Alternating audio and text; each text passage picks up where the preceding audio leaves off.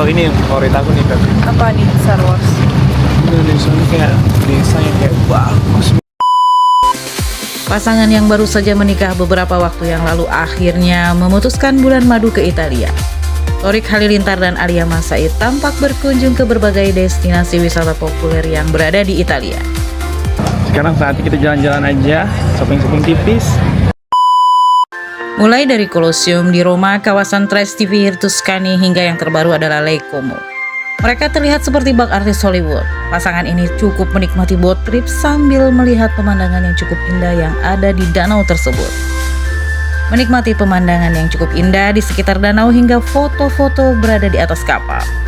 Keduanya cukup terlihat kompak dengan mengenakan outfit serba hitam.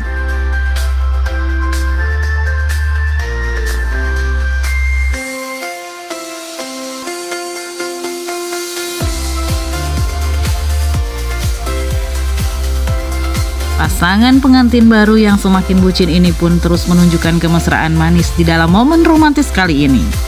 Seperti biasa, Alia Mas Said tampil cantik menawan dengan look yang simple namun tetap mewah berkelas.